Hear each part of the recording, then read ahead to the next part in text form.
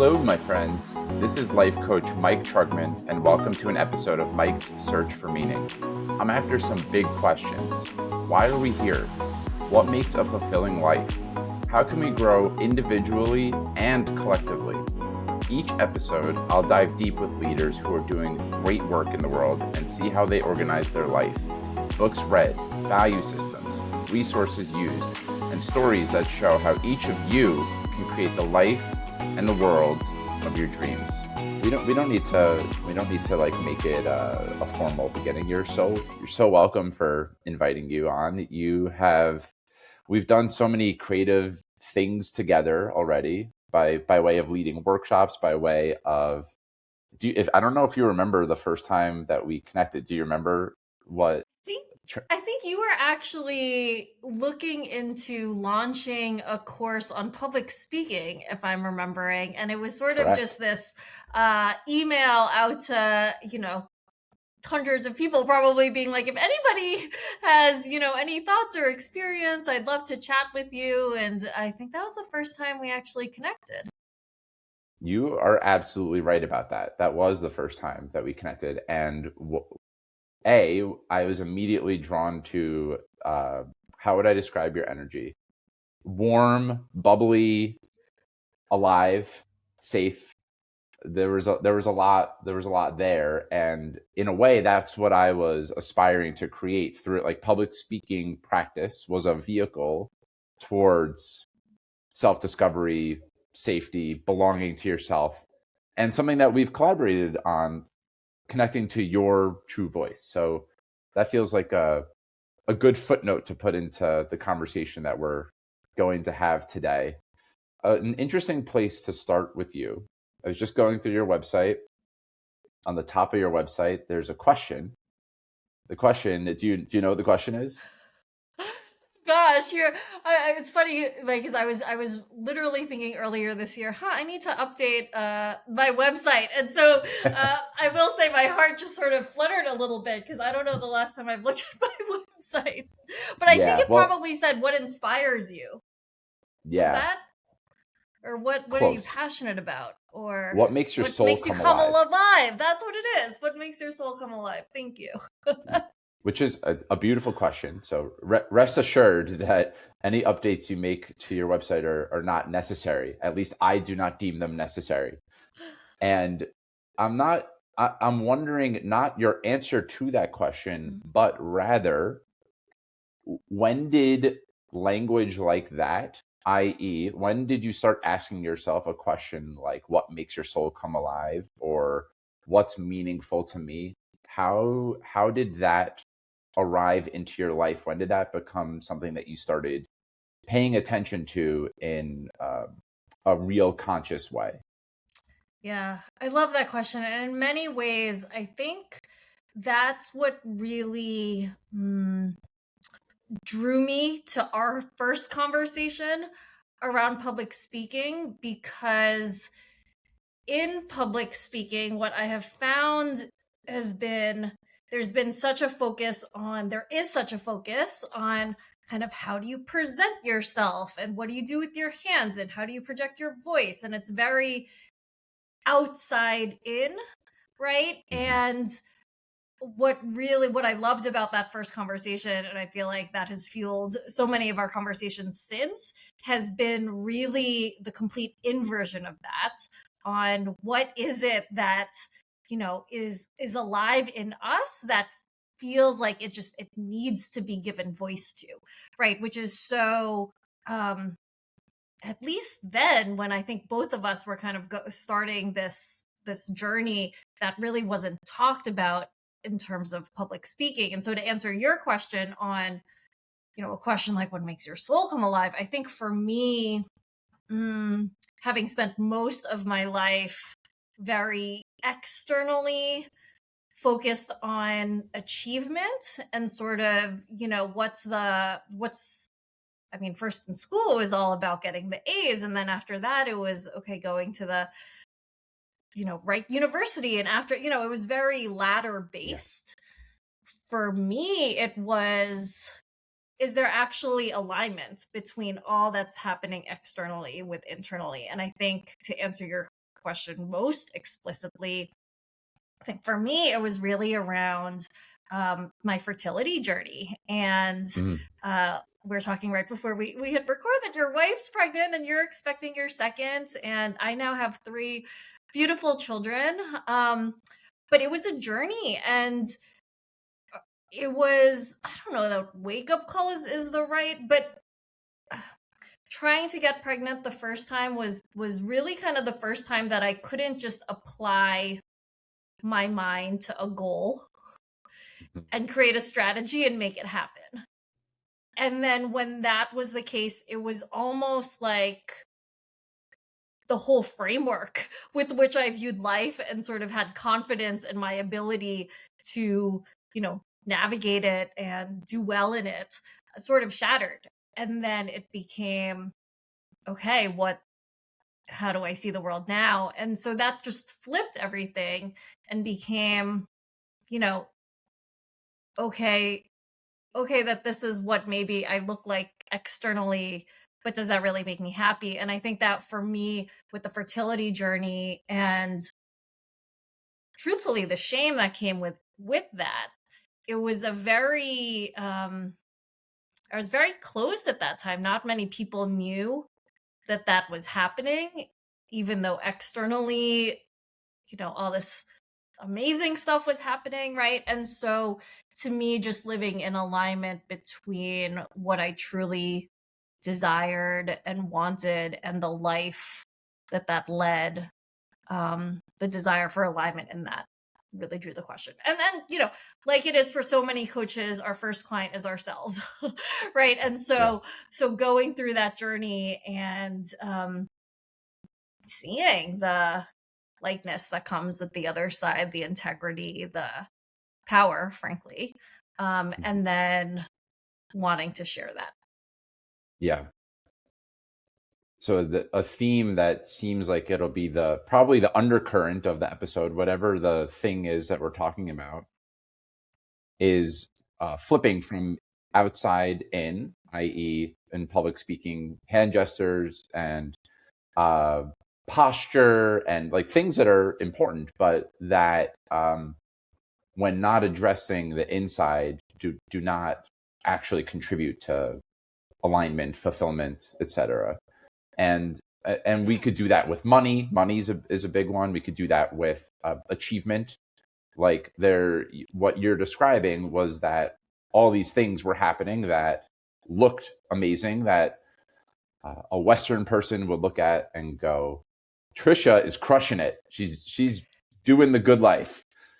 And there was an absence of feeling, it sounds like, these weren't like your exact words, but like there was something not quite right about it, not aligned about what was happening inside of you. What do you think it was about your fertility journey and getting pregnant that opened you to exploring in a way that previously wasn't being explored? Like there probably was some nagging of, wow, I'm doing all these things. I was a great student. I went to a great university. I know you went to a lot of parents would have been so proud of the university that was it like Harvard, Stanford, it was one of those, right? I'm going to my 25th Harvard reunion this June.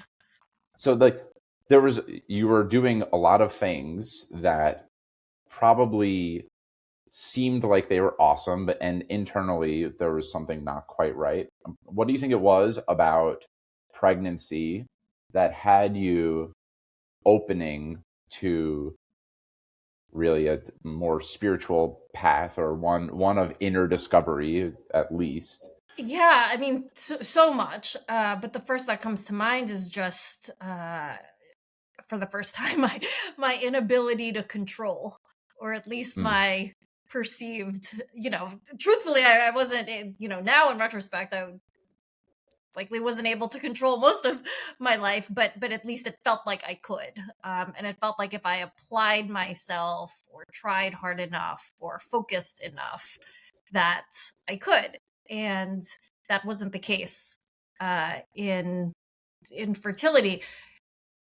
Now, around the same time that this was happening, I moved to Korea, and it's just I think living anywhere outside our usual comfort zone is just, it's such an opportunity to really kind of examine, because there's so much that, at least for me, I didn't question, because it's like, oh, that's kind of what everyone does. But when you're in a completely different culture, it's sort of a time to question. And I remember going to a clinic, and it was, based on my research and, strategy of looking up kind of the best, found the best reproductive endocrinologist, found the best hospital, sort of all of those things, and made an appointment there, and literally was told, well, what do you expect? And then I was probably 35. So was told, well, what do you expect? You've put your professional life ahead of personal, and now you're upset about it. Basically, like, it not in not so many words, because it was literally the words of, you did this to yourself because you chose to focus on your career. So what did you expect? And, and I'll tell you that I still to this day remember the floor pattern, the carpet pattern of that waiting room, because after I left, I feel tears coming to my eyes. All I could do was just sit in that waiting room. I mean, we were over and done, but I couldn't even leave the clinic. I just sat in the waiting room and just, cried. And so I think, to answer your question of how did that happen, I think, it was just this feeling of, wow, did I, like, is she right? As mad as I was at her, there was also a part of me that was like, is she right?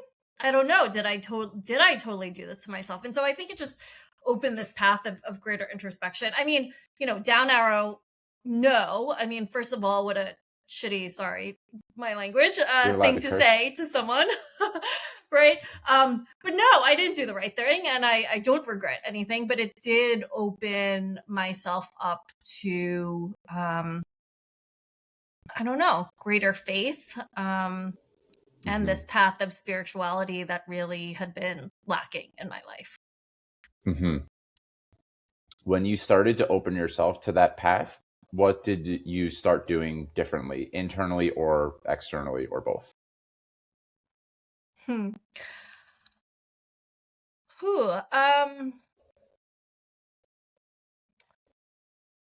It's such a good question. And when I think about it, I sort of laugh, because I was, when I first started exploring kind of the spiritual journey, it was still very, I don't love the terms masculine energy, feminine energy, but for lack of kind of better wording for this, early in that journey, a lot of what I had been reading was, you have to have more feminine energy and be more receptive, and sort of, all of that stuff. And I laugh, because I remember reaching out to one of my friends who was a coach then, and I was like, hey, can I, like, hire you? And he wouldn't let me hire him, but he's like, yeah, let's just, let's go out to coffee. And we were living in New York at the time, and I had brought him this notebook. I was like, okay, here are my goals. And in sort of like pink marker, I had written, ease, flow, joy, love. And I think I had metrics, like literally like metrics next to them. And he's like, so you do realize that you're approaching all of this in your typical kind of, Tricia way of, here's like the checkbox. I was like, okay, I think I still have a ways to go. So can I interject very quickly? I'll make sure that we keep this on. So, like, what would a metric, excuse me, a metric of ease and flow, like what specifically were you measuring what flow looked like?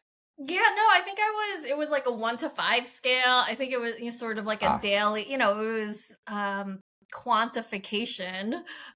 You know, I was moving from maybe quantifying metrics that don't matter to, in my mind, metrics that matter, like how do I feel and how do I want to feel, but it was still mm, quantifying feelings. It was still putting feelings in an Excel, literally. yeah, got it.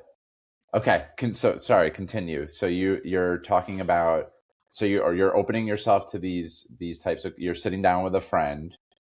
Yeah, no, I mean, you know, all this to say that I think it was still, I think a huge part of me was really resisting this like release and let go to faith, and sort of, and my oldest um has just turned 10. So I mean, this is a decade plus long journey, and I find myself still sort of navigating, and we were talking about this right before we hit record, navigating kind of the being and the doing and the sort of faith and the doing. But I still, you know, there's this quote that I heard um a while ago when I used to travel a lot for work, and there's a African proverb, and I don't know from which particular country, but it's when you pray to catch the bus and then run.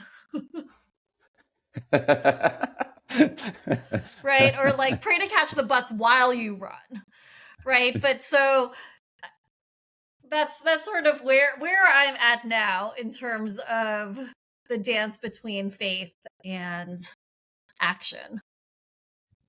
I I love the spiritual quotes like that. Like one I heard recently was, it was something like, "Praise Allah, praise the universe, and don't forget your social security number," or something like that. Like, uh, I love that. I started as you were speaking, and we're like really zooming in on, like I have so much curiosity on the types of things that open people to a path like this, because I know many people who also struggled or continue to struggle with getting pregnant. That that doesn't it can bring in even more desire to control, and life just continues on that way. So it's very interesting to hear like what actually opens for you. And I started to jot down the kind of different things that the being doing, the internal, external topics that could be really fun for us. And one of them's money. One of them's where to live. You've lived already in this conversation. You've named New York. I believe you're from Seattle. Is that correct? I'm from New Uh, York, but we from New were York. living in Seattle right before moving here to Luxembourg. Yes. So yeah, you're in Luxembourg. You've lived in Asia. Like you've lived across the world. So there's the where to live is an interesting, really interesting question to consider, the internal external dance. Then there's like public speaking, finding your voice, and parenthood. Parenthood would be really, there's a lot of like, this is how to raise your children, this is how to speak to your children, this is how you validate. And then of course there's the spiritual, the ongoing, ever going spiritual journey of parenthood. I'm keen to jam with you, so feel free to push it in a direction that feels more aligned for you, but I'm keen to start jamming on money, because that's something that we've spoken about in the past. It's something that we've led a workshop together on in the We past. have, yeah. And it's, in my estimation, perhaps the easiest one to only think about it externally. Like Mm. the person who's got $20 million is clearly killing it way more than the person who's got $5 million, without any attention to what is that person's experience in words about what they have. I mean, that is like an external way of framing it. But like, there's the internal feeling of abundance, and then there's the, wow, I've got 100 million or 50 million or $10 in my bank account. And maybe I'll share a quick anecdote that it's like really one of the first things that opened me to, wow, you can have a relationship to money and you can make a choice about how you show up. And then we can delve into it. I remember listening to Tony Robbins on a podcast years ago at this point, like probably in 2018. And he was talking about how he was absolutely broke. I think he had $7 to his name. And he barely was able to get a meal, but also saw someone when he was at a restaurant, saw someone in need of money. And he made the decision, if I'm not generous with $7, I'm not going to be generous with $7 million. And decided I'm going to be, whatever I can give, I'm going to be generous. I don't know what he might have given him a penny, or it might have been 5 cents, but he gave and decided to be generous. And that it didn't just open me immediately to, oh my God, I can have a relationship with money and I'm choosing abundance now and I feel abundance forever. But it did move me to begin to recognize, wow, I can decide who I want to be and how I want to show up in each moment. I don't need to wait for a certain thing to be happening in my life. So with money, maybe we can zoom back out to more broadly. Like if someone came up to you and said, I want to make a lot of money, I also want to have an inner experience of like feeling abundant and feeling generous and feeling aligned with money. Yeah, like what are some of the things that you might start talking about or asking them to examine? Like how would you approach, basically, if someone said, I want to make a lot of money, I want to feel great about money, how would you approach said person? Yeah, I love that question, and I also love the context. And you and I have led workshops before on money, so it's really fun to jam on this. The thing about money, and I think the part of the reason why, at least when I talk to my clients, and I will say that it was never my goal or intention to coach people around money. That wasn't it. And sort of we talked about kind of the journey. And when I started coaching, it was really around power, confidence, clarity, and power. And stemming back from our last conversation on fertility, I think it really stemmed because I really felt like I had no power. And that's when I saw the doctor in Korea, really feeling just at the lowest, zero power. And so it was really focused on power. And I spoke to, and because so much of my work previously and now focuses on mission-driven businesses, on nonprofits, on social businesses and organizations that focus on that. What I found was that there was such a focus on money, or the lack thereof, as sort of a reason that someone didn't feel confident or in their power. Or it was such a sticking point.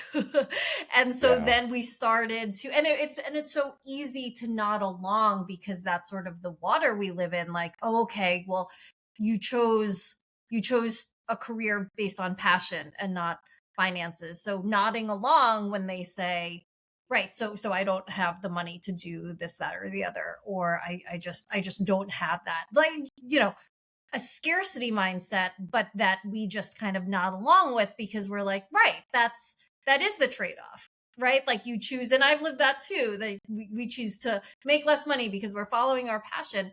And then really starting to explore that, like, is that true? Like, is that really true? Why is that? And so to answer your question on, somebody who wants to make money, but then also feel, I think it would really be exploring, well, what does that mean for them? Even the term like feeling great about money. Okay, so what does that feel like?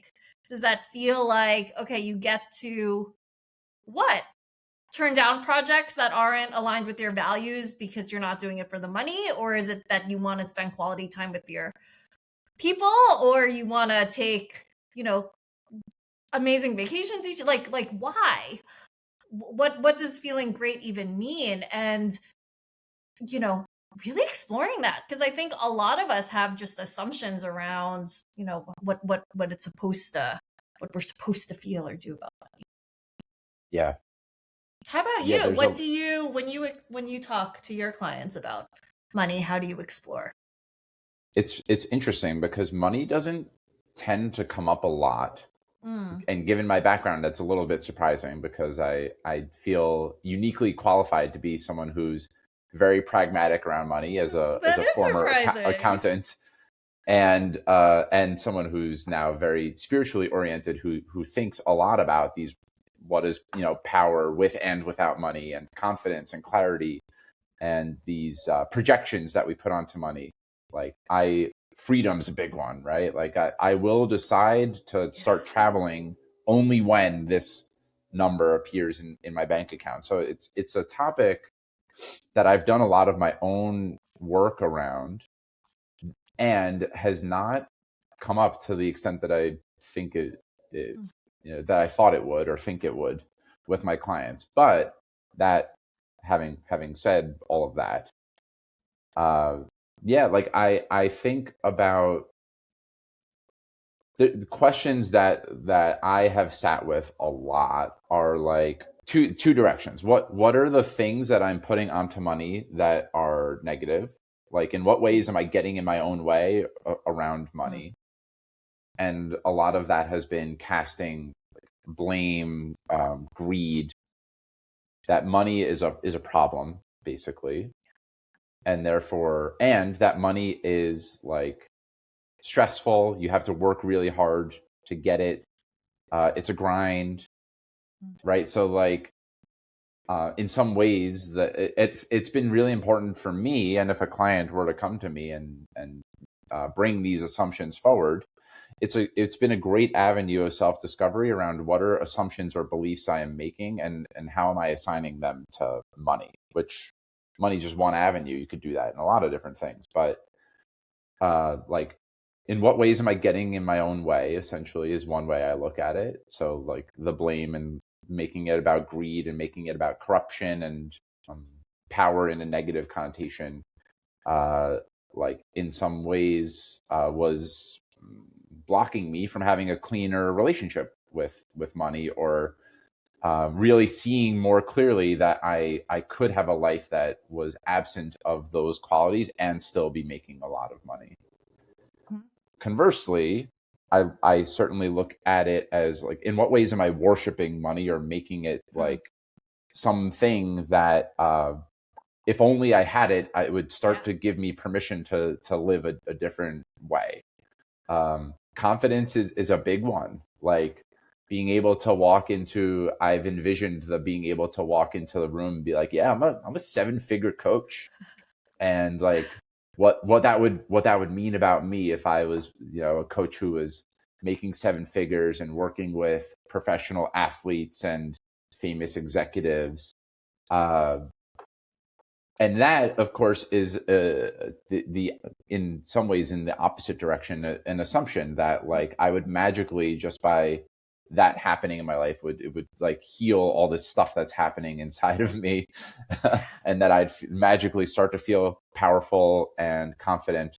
And, like, it brings back to the Tony Robbins example, it's a myth, right? Like, I could decide to, like, start building confidence and feeling powerful within myself today. That's making money the thing that gives me those qualities is a fallacy, and a myth, and a game that's very dangerous to play at the very least. So, yeah, that's the way that I look at it. And I think that, like, I recently, within the last year, read a book called Overcoming Under Earning. I'm looking around my nightstand to see if it's here, but it's not.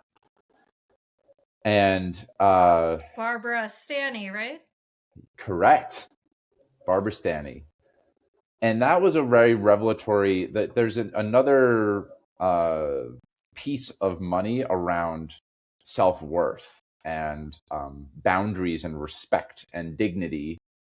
And I know that I've had in my life a lot of pleasing tendencies and just like a desire to be liked and overly agreeable at the expense of my own needs and my own desires.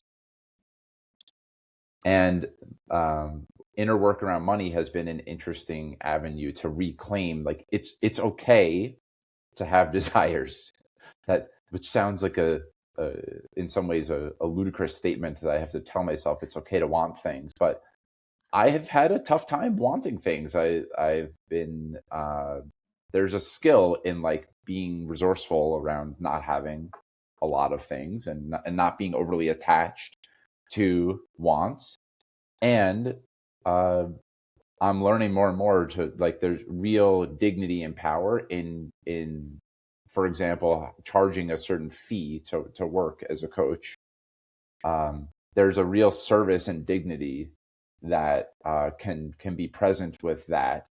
And for me to write it off as whatever selfish and greedy is hiding from the truth of it for me. So that's we could have a full conversation on this alone, but I'm curious as I started sharing those things, like what other directions might you point people towards for examining money, the inner and outer game of money? Yeah, a couple things, and I love what you just shared. So one is defining what wealth means, right? And I find that at least maybe in the corner of the internet that that I spend time in, it's either one of two. So it's either all wealth in terms of financial wealth and money and sort of how do you optimize and the vehicles for that and sort of investments, saving for your children, like all that stuff, right? The really pragmatic, and it's money. It's all financial. And then there's the spiritual, which is the other world you and I inhabit. It's sort of fun that we kind of inhabit both in kind of the Venn diagram in the middle, right? But the spiritual sense tends to be wealth in terms of love and joy and the feeling of freedom and like all of that, which is huge, but oftentimes then ignores the actual money piece, right? And so Yes. where I like to live or play with in my own life and with clients is that Venn diagram in the middle of, okay, marrying the two, because sometimes I feel like we get really caught up in the words and the feelings, but not, but and you as as CPA, but there are actually pragmatic elements to think about. And you bring up pricing and there's taxes, all of that stuff. But then if you're focused solely on that, then we're missing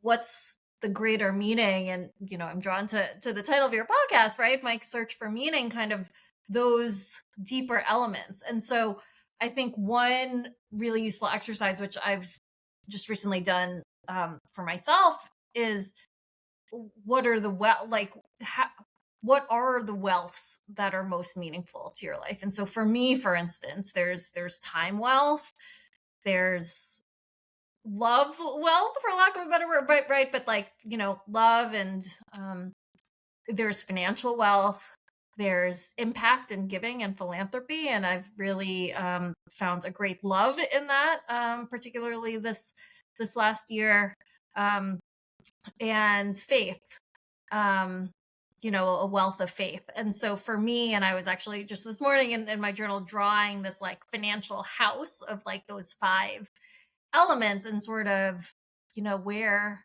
am I in each of those and where do I want to be? And I think that in some ways that then becomes more of a compass with which to, sort of see one's wealth journey. Yeah. So really, like the underlying question that it's probably it's the ultimate coaching question. Like, what's important to you about that? Right? Is Right. like what is wealth? What does wealth really mean to you? And what's important to you about that? If you just keep asking yourself in like Yeah. time, presence with loved ones, money. I was thinking about experiences that might be meaningful, places you'd want to be.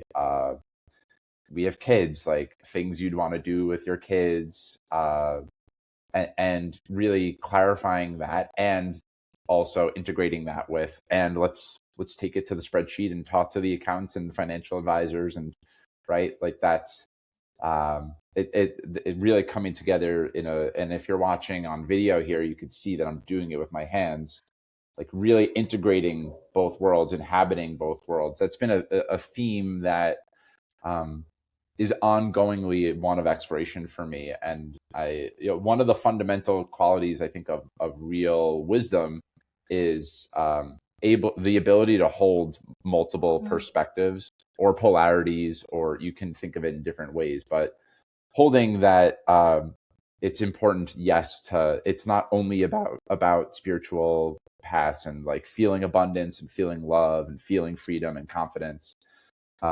You can, that's important, and there's the, what gets measured gets managed, basically, part of it.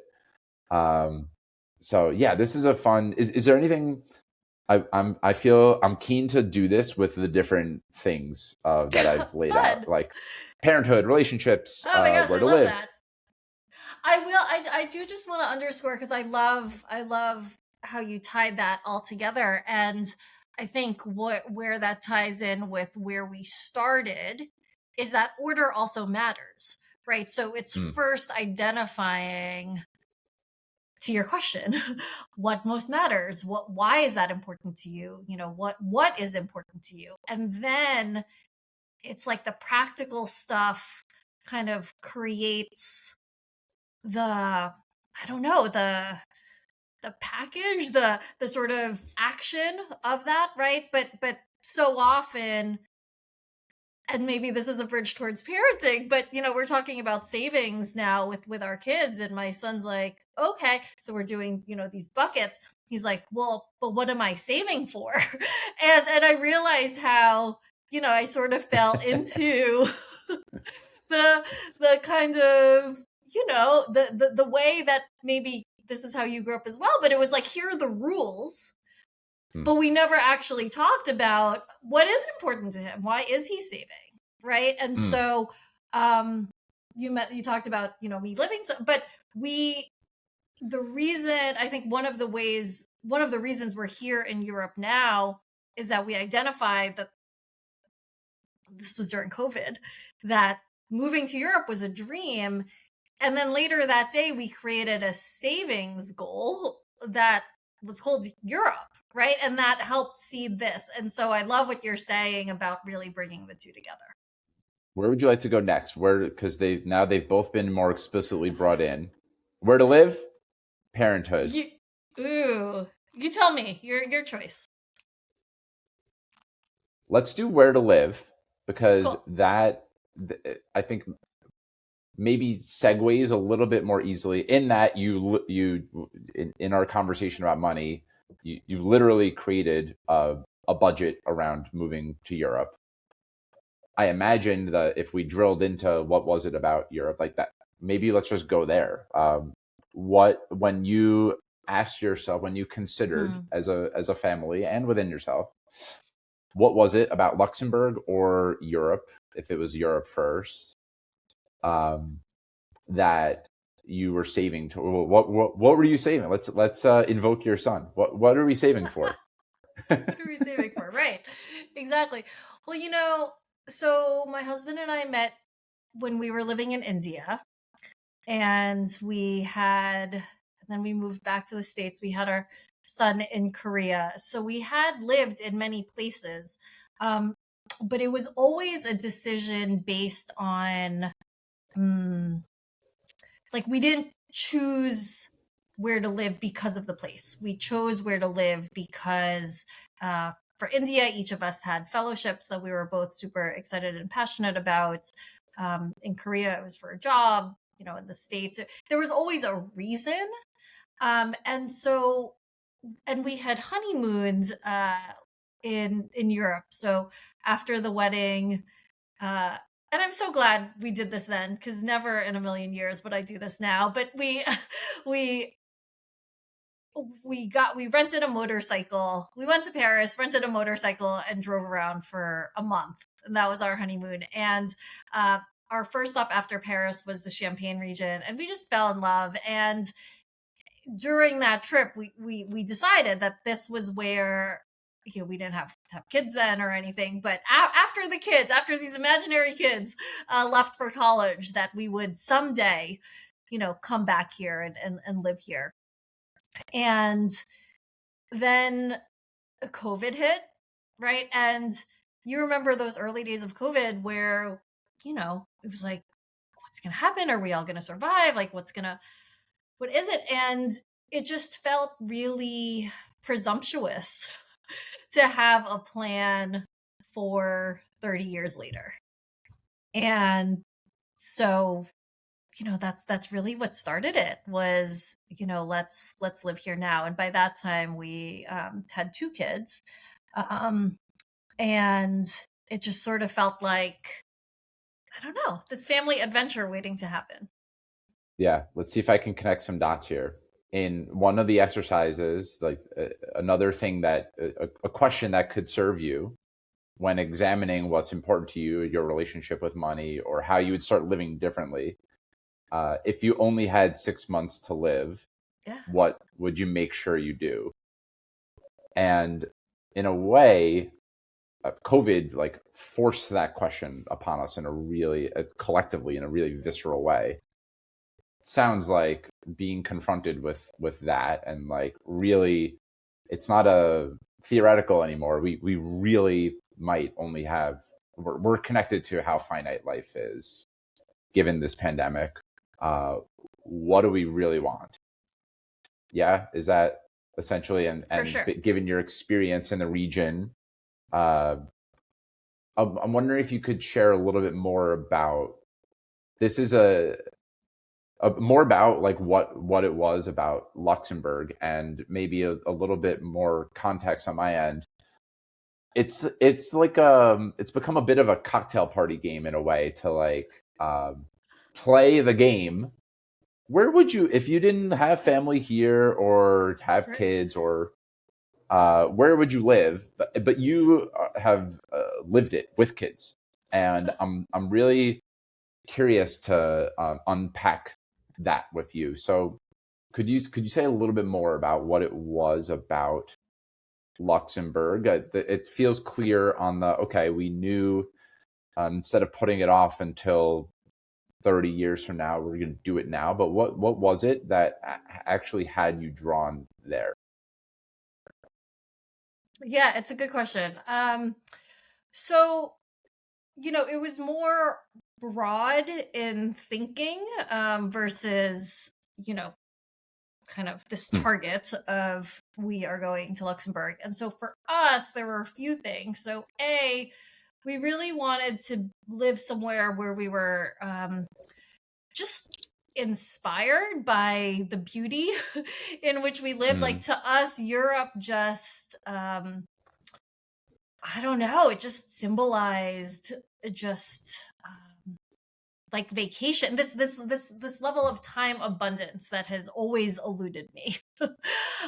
This sense of being on vacation. And during COVID times, when we literally, we couldn't leave the country, the way I did that was, buying white bed sheets that made me feel like, we were in a hotel. And I remember with the kids, and our son he was 3, but we pretended we were on a plane, and he was the steward and going from row to row. So it was always this, we kind of felt trapped, frankly, because it was lockdown, right? We couldn't leave. And so it was kind of like, what would make life feel like a vacation almost. And Mm. then having met in India and then living in Korea, we've always, I mean, in India, we were spending literally a third of our income.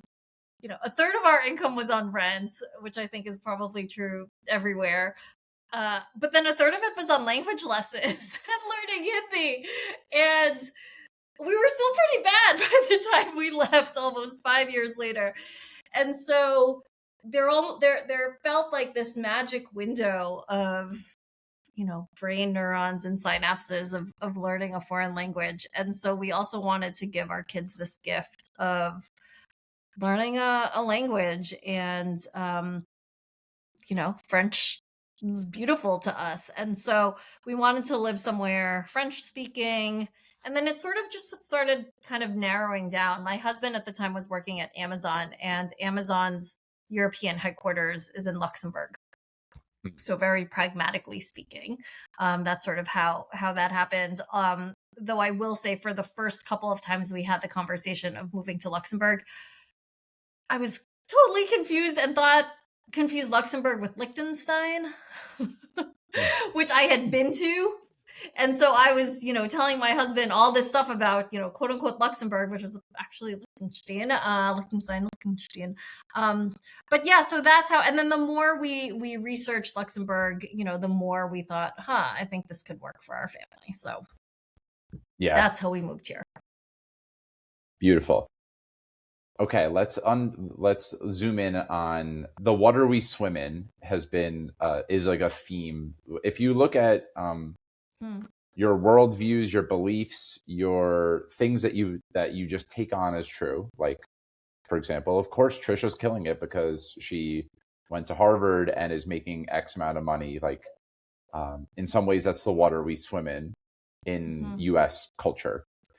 And you started to speak a little bit before about how I believe it was Korea, was the time that you said something like being in this country like opened me to there were different ways of experiencing or thinking about it, or something like that. And given that you've lived in so many different places and types of places and cultures, what are some of the things that you deeply held as true previously, given that you were born in New York, that have been easier to see more clearly and perhaps even let go of? Yeah. So, I mean, since we were just talking about money, the first thing that comes to mind, it's sort of an economic truth in quotations. And I feel like I, have read this in economics textbooks, but that, a lot of economic studies have shown that it's not our relative amount of money that makes us feel rich, but it's actually the difference in terms of how much money we have and, our neighbors or friends or whatever that makes us feel rich. And so, and you read these studies that show that people would rather have actually less money in absolute terms, but a greater variance between what they're making and others, right? And that makes them feel more rich than having more money, but everybody has that same amount of money. And so, everyone's taking the same vacations. It's not like they're doing anything sort of fancier. And so that just, to me, and I started off as an economics major, like that just felt like truth, right? And moving here to Luxembourg, it's just not the case. Like, I've never felt so abundant, but yet the actual money that we make or wealth we have,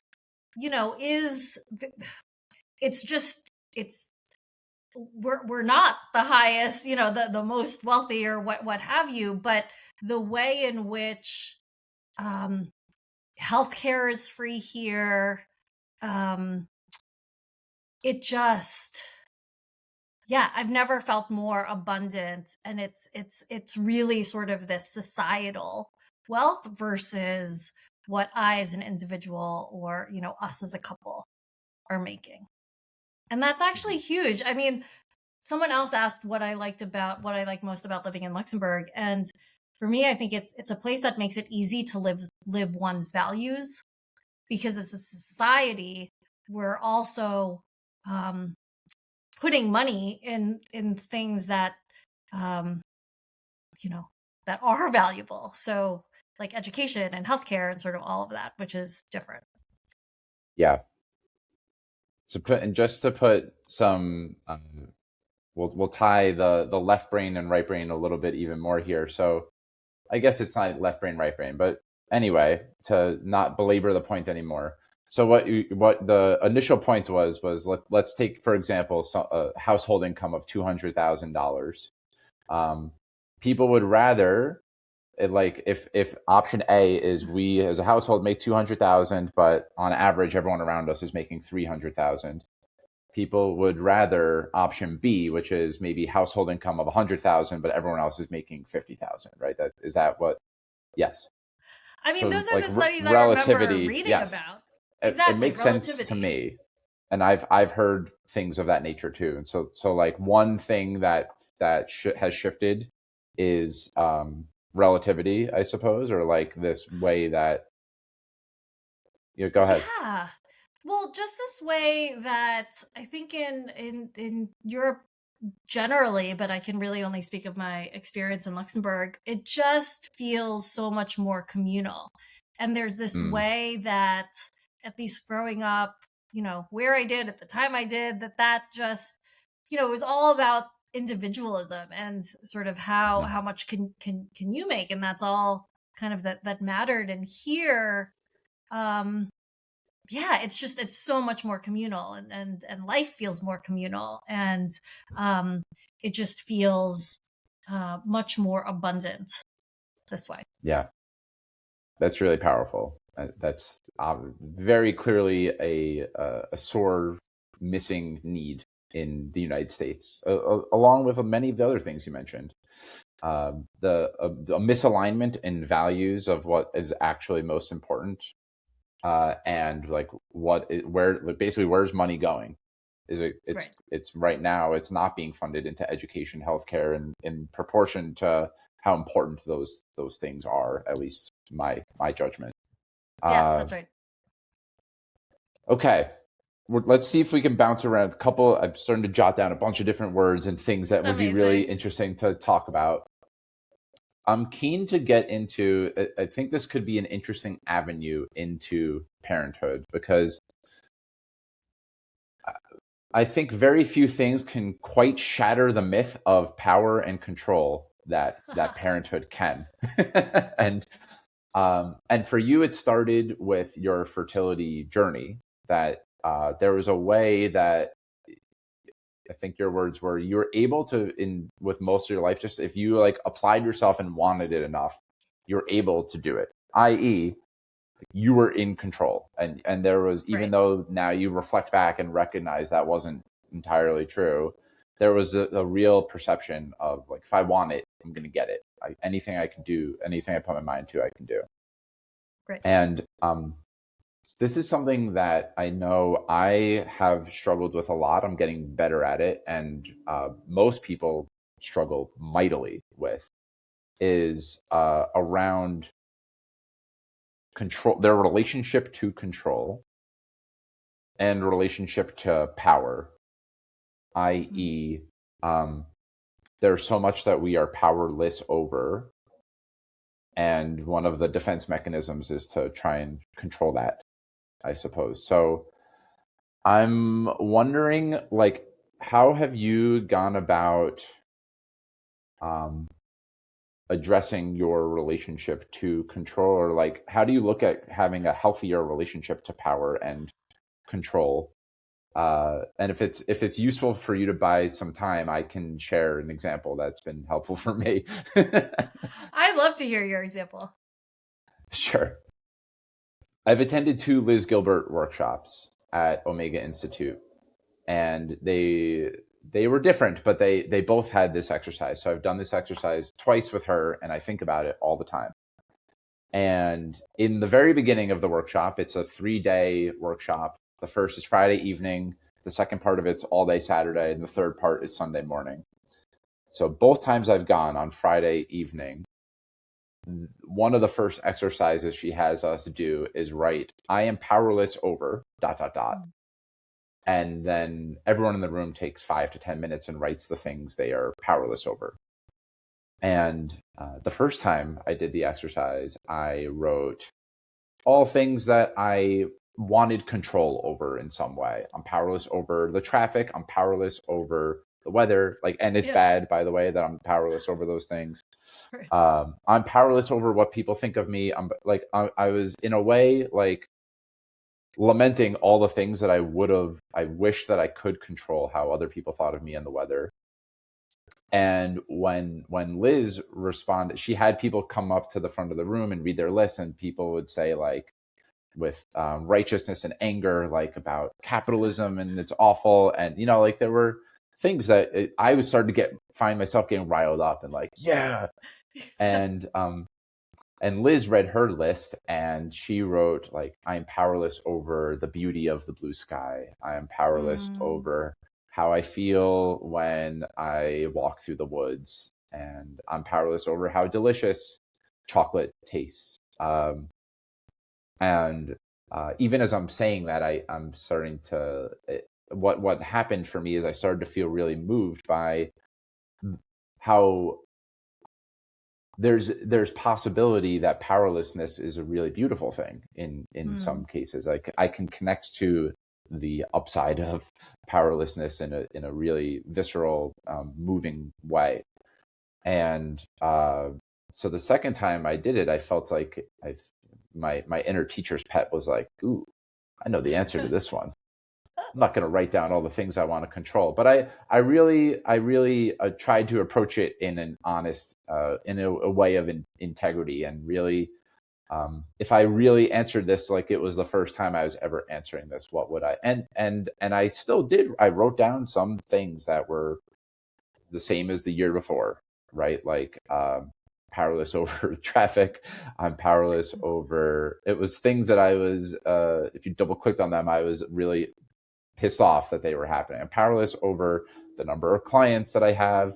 Double click. I need more clients. I want more clients, right?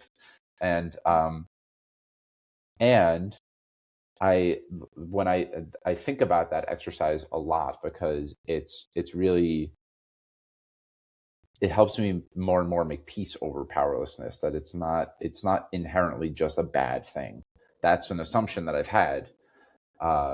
And control, I think of it the same way. I mean, there are so many things that are well beyond my control. I could never even fathomed or imagined that are delightful that happened.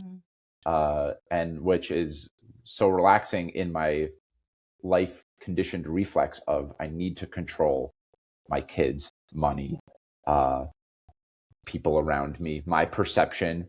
I need to be in control of what everyone thinks about me. That's, as you can imagine, is very exhausting. And so I have found it very important in my own world to shift my relationship to those things, which, by the way, is very liberating and freeing, and actually, in some ways, paradoxically, is how much more power do I have that if I have a better relationship to powerlessness? So that's my own beginning of an answer to my own question. What comes up for you?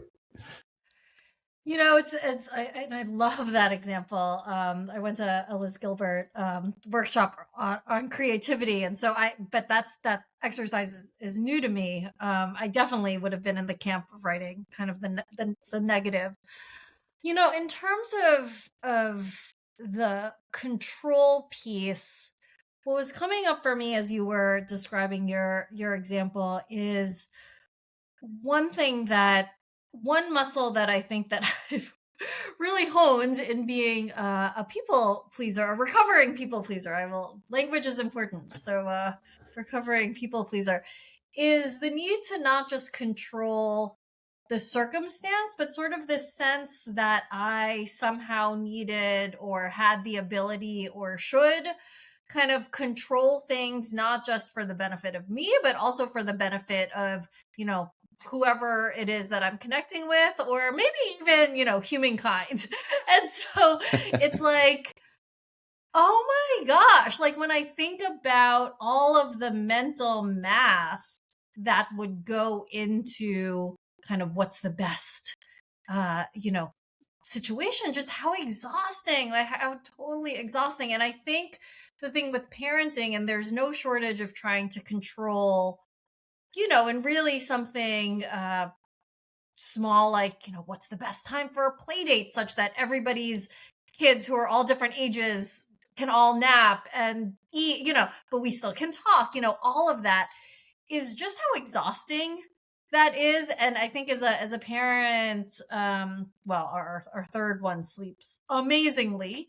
But I was just so tired, right? Like from lack of sleep, that I think part of it was also just needing to forfeit the mental hurdles of sort of, what's best for everybody, and just sort of, what's the least hurdle that I could do, which would just be like, okay, here's the time that works for us, right? And our kids now. So I think there's that. I think that the more zooming out a bit, oh gosh, I mean, I remember speaking of, living in a foreign country, I just remember being up like 2 a.m. and just gripped with this anxiety or stress about my, then 6-year-old, when he goes to college and we're living here, where's he going to spend Thanksgiving? Is he going to come here? Where? What's he going to do? And just, I remember feeling anxiety about that, right? And so this sense of, again, just the energy expenditure, the well-being expenditure that comes with feeling like the need to control or have the right answer. So I don't know. I mean, frankly, I still struggle with this kind of control piece, the power piece, especially parenthood, because we do want what's best for our kids. But I think it's such a powerful place to explore. Let's take a look at, there's an example of parenthood coming up, and one of the themes of this conversation has really been this dance of, there's very practical, pragmatic tools, etc., that can be applied, I think, to parenthood that are important. And it's important to couple them with and kind of, this is all out of our control, and how do I approach this with in a spiritual lens, and one of like honoring I'm doing my best and it's all out of my control in some way. And so the example that's coming to mind for me, like the most visceral example, and it's a daily practice. It's not something that I in any way have transcended. It happens on moment to moment. If I really truly counted how many times I was confronted with my desire to control, it would be hundreds of times a day, probably, with a 2.5-year-old.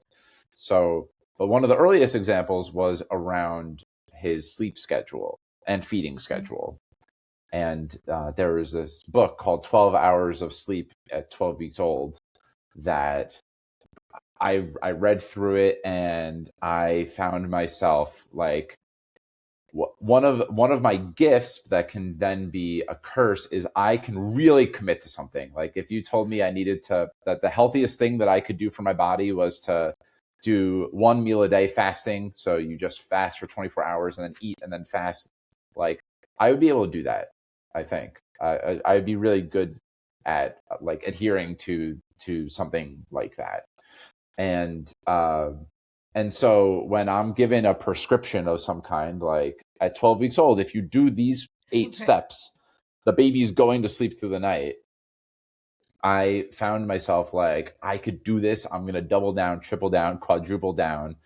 And it was like, you feed him every 4. So when he wakes up, you feed him 7 a.m. and then you feed him 4 hours later at 11, and then 4 hours later at 3, and then 4 hours later at 7. And then you put him down for the night. And this is what you do when you put him down for the night. And when he wakes up, you can give him a bottle. But then the next day, you only give him a bottle. You have to stretch the feeding window in the middle of the night so that it's later. And then the next day you stretch it. And like, even just talking about it is a little bit exhausting. But I really found myself like, I'm going to do this thing and he's going to sleep through the night. And of course, eventually it wasn't working. And I'm like, he's crying an hour earlier than he got his bottle the night before. And I'm like, I just need to stretch. Like, keep going. Just keep patting him down. He's going to be okay. Eventually, of course, the healthy thing to do was like, this isn't working. Let's just give him a bottle when he wakes up. Yeah. And I don't even remember when he, by no magic that I was doing or controlling, did he start sleeping through the night. And that was the first of many examples of I'm really trying to control as a parent, and it was very useful to let go. And there's all sorts of ways that this shows up. Like, I live in a city, and so like, how do you navigate the like, it's my job to keep my kids safe without it being like overly domineering and gripping too tightly. And then in his freedom of expression, kind of like, if he's in a restaurant and is like screaming or like decides he wants to throw food because that's fun to a 2.5-year-old who doesn't have any constructed social norms, that they adhere to. All of that is, I think, a very interesting fodder for like, in parenthood, how do you look at navigating the really practical kind of like shaping how my kid views himself or herself or themself, views the world. Control might not be the right word, but like really shaping in some way, with also the more spiritual, like my job in some ways is to just completely get out of their way and allow them to like become who they are. It's a tough one. And I laugh when you describe the, 12 weeks to 12 hours, because it brings me back to sort of all of the sleep frameworks, right? And I remember coming across a framework that I was like, yes, this is it. And it was easy, EASY, and you may have come across this, but it was eat, sleep, or eat, activity, sleep, your time. I was like, okay, great. And Easy. I remember doing exactly easy. And I remember doing like the eat and activity, and okay, putting him down in the little crib, bassinet, and be like, okay, sleep. And of course that just didn't, and then I was supposed to, magically get the why, which is your time, which was just kind of a joke considering how exhausted I was. Yeah, and so that was probably a very early lesson in, frameworks. Frameworks have their function, but if they don't actually, help reality or conform with reality, then all frameworks are wrong. Some are useful, all models are wrong, some are helpful. So I think for me, and it's different. We did IVF. If there's time, I would love to circle back to the power of words, because I think that was really what led me towards the power of words, and what we say matters, and sort of all of that. But I'll footnote that.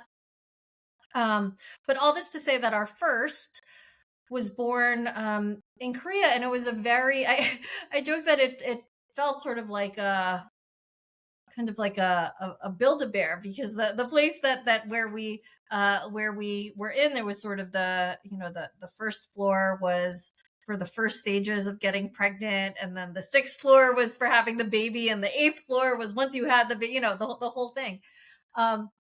And so it felt very controlled, right? Like everything about that process of getting pregnant was controlled, with some magic sprinkled in, right? But it was still, and I just remember feeling, and I think it was exacerbated because I lived far from family, far from friends, far from the support network, that just everything was on us, right? Like everything was on us, and we had no basis of comparison. And so it really did feel like the world was on our shoulders in terms of, you know, raising this baby. And then I think, and I'll be curious to maybe revisit this after your wife, after May, Yeah. because then everything sort of changed once we had our second. And, again, the power of language. We had moved back to the States, and I saw a reproductive endocrinologist who, again, was like top of, went to Harvard Medical School, like all the things. And I asked her about my ability to get pregnant naturally, and she said, well, it's close to impossible, were her words. And I just felt this like voice inside me, just no. And as it turns out, close to impossible there's a world of a difference between that and impossible. And we did get pregnant naturally. And so when our daughter was born, just seeing, and now they're 6 and 10, they're so different, right? And yes, and we were different parents to each of them, and they spend much of the day in the same water, as it were, and they're so different. And so I think that in itself created such humility in terms of everything that we tried to control the first time, or thought we were in control of. We're not, like, their personalities are so different. And I really don't think there's anything that we really did. And so I think I just became much more humble the second time. And then, the third, and this is sort of where the magic is in, our third baby, we were 0% trying. It was just such a wonderful surprise. And the fact that he was born with Down syndrome, I think, has also really opened me up and changed just the way I think, in terms of, or not how I think, maybe just how I feel about,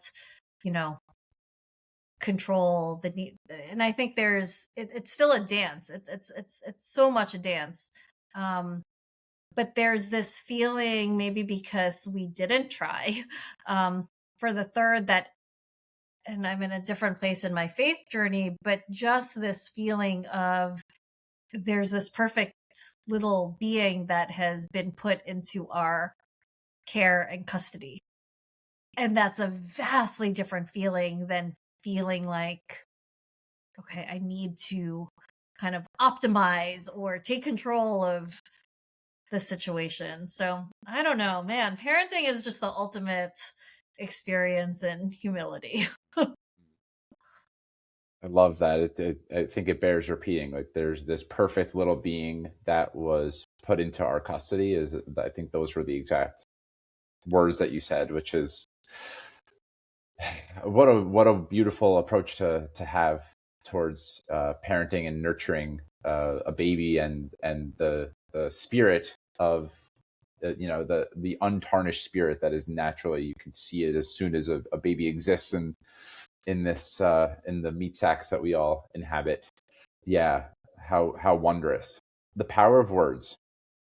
Let's do it. We definitely have time. That's again something that underlies everything that we've spoken about so far today. And it was there have been multiple times, most recently when you said that a doctor, maybe even to do the whole like cultural, what we believe, who has power, etc.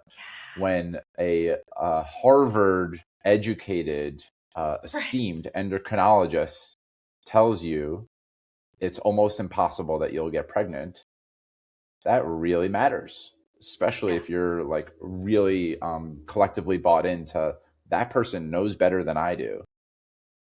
And there were two parts of that were really interesting. One's the power of words, which is like, we could take a look at what how important it is to pay attention to, even when you call yourself a recovering people pleaser, not a people pleaser. Like that's a catch in that, oh, that's not who I am anymore. That's what I used to believe I was. That's a really interesting part of it. The second one was that there was a voice in you that immediately said, no, that's not true. And so I think it would be delightful to explore the way that we could look at the power of words from like how we speak, or like the words that are spoken to us. And then what we've probably addressed this to some degree already, but like, how did you recognize that truth within you that said that's not true? Or like, what was that? Or like, spirituality is a hard thing to really pin down, but to the best we can in a conversation, like how might someone pay attention to that within themselves? Yeah. Whew. And I find myself kind of getting teary thinking about this because, I will say that it was a complete juxtaposition. We were talking about power before. I think that's another kind of through line of this conversation is power. Who's in power, the use of power. And you're right, that doctor was in power and had the authority. When the doctor who actually helped us get pregnant in Korea, it was not the doctor that had me crying in the room. It was another doctor who I don't even, at least then, you couldn't find him on the internet. It wasn't this like known person, but we found him kind of through friends of friends. And the way the IVF process works, and not to get into so much specifics, but the way in which it works is you get injected with all sorts of hormones to essentially stimulate follicle production, and the idea is to just generate as many eggs as you can, and then it's kind of, IVF is a numbers game. And what ended up happening was, in that retrieval process, they were only able to retrieve one egg. And so in other places like the UK, my understanding is most places, we wouldn't have even continued down that path. It's such a numbers game, and that's such a unlikely statistical probability that's that's deemed quote unquote a failure, is one egg, right? And I bring this up because the doctor, I think I was crying when, he told me that. And the doctor, in his limited English, we were actually his first non-Korean patients, or I was, and he said, "You only need one." And that one is now, my son just turned 10. Right. And so I think that that's so powerful as we talk about things like money and wealth, because how often are we sort of trained, because of the water that we're swimming in, to look at the gap? The expectation is that you'd retrieve 20 eggs, 20 plus eggs, right? And you're only retrieving one. And so it's this question of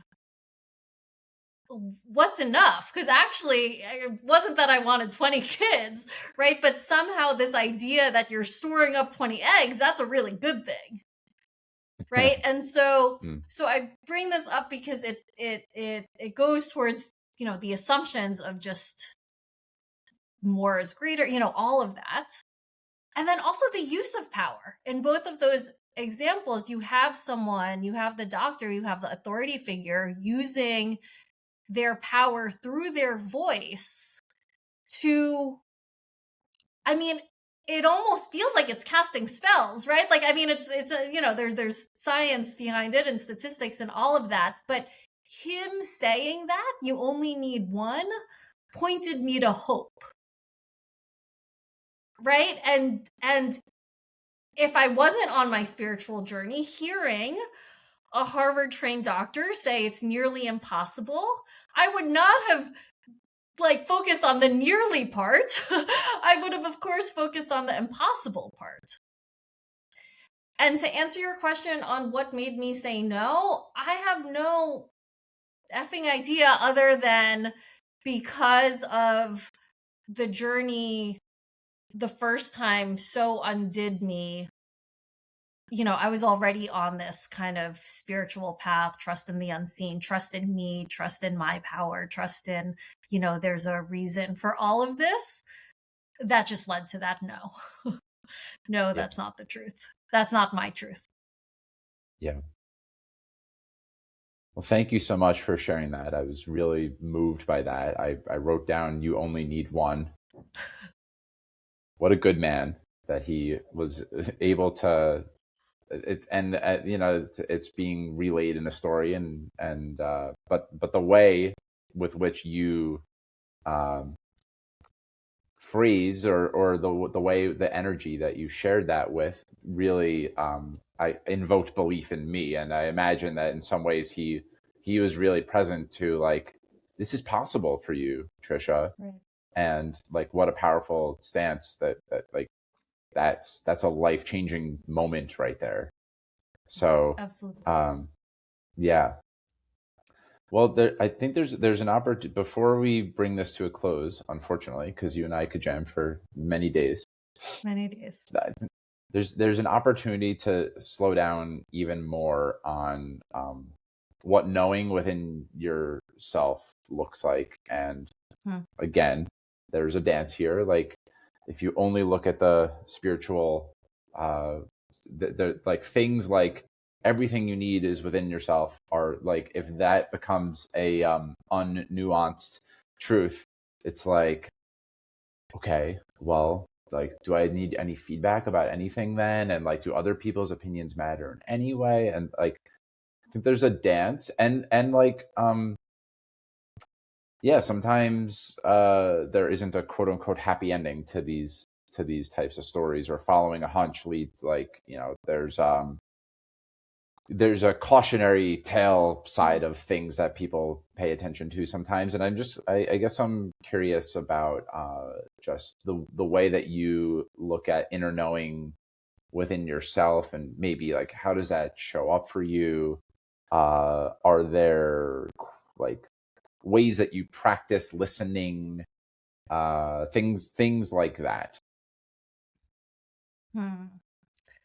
What made me what came to my mind as you were saying that, and clearly, I sit in such a privileged place, in parenthood, in life, and so I'm aware of that privilege. I also remember this quote that I read sometime recently after graduating from college, and I don't know who said it, but everything will be all right in the end. If it's not all right, it's not the end. Yeah. And I don't know. So just like that, we get to call where our story ends. I mean, and this is part of the power of voice and of story. And those doctors had the ability to sort of place a spell, but the most powerful spells are, right, the ones we put on ourselves, the thoughts in our minds, the beliefs we have, and also how we tell our story, right, and when we call that story over. And so I don't know, I think you and I are both kind of eternal optimists, maybe pragmatic optimists, right? But it's we get to call the story, and so if it's not yet all right, then okay, it's not the end. It's not the end yet. And again, I say this with such humility, knowing that life is fragile and sort of all of that. And I think in the time that we have on Earth, we do get to shape our story, right, and the story we make of our life. Mm-hmm. Well, in some ways, that could be the jumping off point for a whole other hour and a half podcast, and in some ways, it's a really beautiful place to end, or begin to end for now. I have a couple more questions for you, Tricia. Is there anything that we haven't covered so far that feels important, or any I's you want to dot and T's you want to cross from the conversation so far? I mean, I feel like there's so much that we could talk about, but no, I really enjoyed this conversation. Thank you, Mike. Me too. Well, let's make sure we do at least a couple more things. The first, I was sharing with you before we hit record here, I run a community called the Search for Meaning community. And we gather, depending on the tier of membership, we gather monthly or quarterly or once a year. And one of the things I'm most proud of, one of my favorite things about this community is that 25% of the membership proceeds go to an organization of the month. And you are bringing forward Down Syndrome Achieves. And is it Oliver? Is Oliver is your third, right? Not Elliot? Mm-hmm. Yeah. That's right. Oliver. So Oliver. Okay. So Oliver, your third, was born with Down syndrome. Could you tell us a little bit more about Down Syndrome Achieves? Yeah. So I became connected with Down Syndrome Achieves actually the day that I found out that there was a high likelihood, this was during pregnancy, that our baby would have Down syndrome. This is a whole nother conversation maybe for another time, but I came home and I had walked a lot after that conversation with the doctor, and my husband had been doing all this research. He said, there's this video I think you should watch. And I said, no, I don't want to watch anything or hear anything. I just kind of want to process this myself. And he said, no, I think you'd really enjoy this. And I watched it, and it was a TEDx talk, and maybe we could share the link with your listeners, because it's just tremendous, by a person named Lito Ramirez. And I think it's a great sort of companion piece to our conversation around power and control, and what you can control and what you can't control. And it's all around shifting expectations, and what that means as a parent who finds out that that your will-be baby will have Down syndrome. And it didn't have answers or anything, but it just, to me, felt like, I don't know, like the world was giving me a hug. Just I didn't feel so alone. I didn't feel like we were so alone. There was somebody who got it. And that one video has just brought me a lot of grounding. And Lito started a organization called Down Syndrome Achieves. And what it is it's a biobank. And so it helps accelerate research into Down syndrome by providing researchers with biospecimens of individuals with Down syndrome, with their siblings, with their families, with all of that. And Lito and I, over the last year, have gotten to be quite close. I'm so inspired by the work that he and the organization do. And so actually my family and I started a fundraiser called Oliver's Dream Team. We launched it a year ago.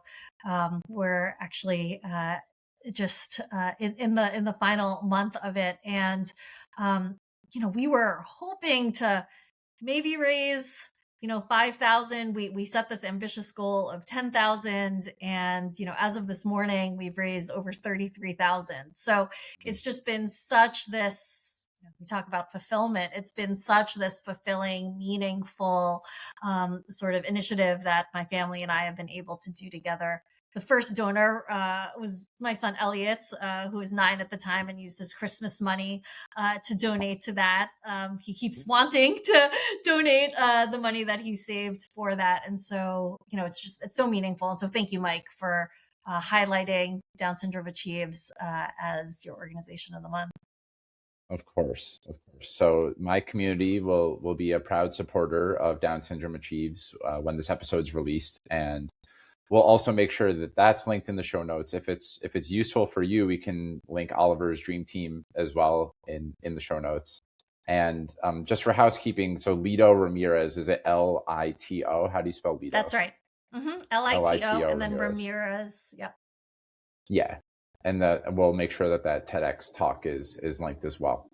So yeah, thank you for bringing it all forward. Thank you. All right, Tricia, the last question that I ask in every single interview, as you know, the podcast is called Mike's Search for Meaning. I would love to know, in your words, in this moment in time, in this timestamp, what does it mean to Tricia to live a meaningful life? Gosh, that like hits me right here. Mm-hmm. Connection, belonging, love. Connection, belonging, love.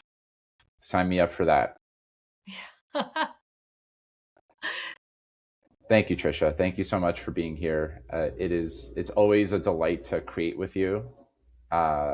I love that we got to record this one and that we have an episode together on this show. We covered so much ground, and of course, there's so much more ground that we could cover. So perhaps to be continued. But for now, grateful that you responded to my my public speaking request for support / let me run this by someone. I'm really grateful that you raised your hand and for all the conversations that have ensued since then. It's a real treat. Such a treat. Thank you so much for having me on and for this conversation. Just so grateful.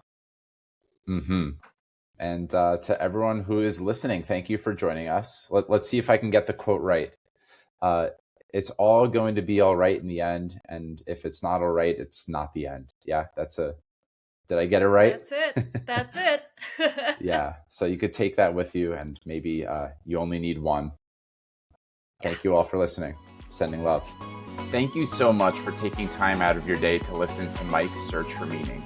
If you enjoyed it, please subscribe, share this episode with your friends, and leave a review. I look forward to seeing you next time, my friends. And until then, stay safe, stay well, and keep living with purpose. Peace.